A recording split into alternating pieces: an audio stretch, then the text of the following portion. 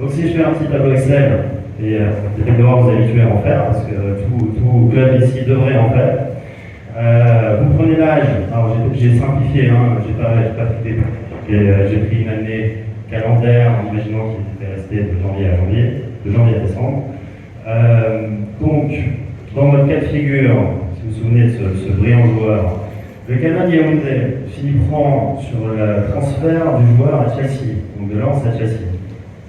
Attention, il faut se réveiller et suivre TMS, ETP, il faut bien vérifier, il faut suivre.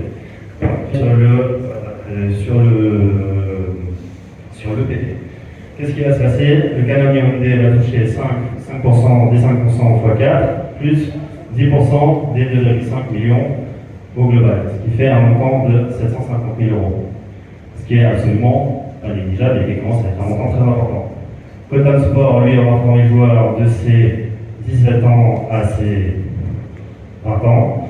Donc on est sur 4 fois 10% des 10%, non, 4 fois 10% des 5%, donc 4 fois plus 50, qui font un montant global de 1 million d'euros. Et le RC Lens, lui, sous réserve qu'on considère que le joueur n'est pas été complètement formé à son âge de 21 ans, toucherait potentiellement 250 000 euros fois 3. Bon. Mais toujours est-il, c'est un cas de figure qui n'est pas totalement. Est-ce que ça marche mieux? Ouais. Ok, merci Alexandre.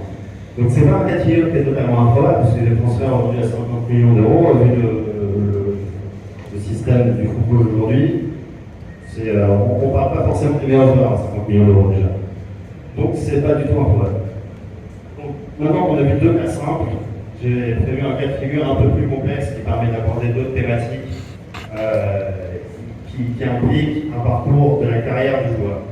Donc j'ai pris un joueur fictif que j'ai appelé Eric Mboma, puisque Mboma était un des joueurs préférés il y a quelques années.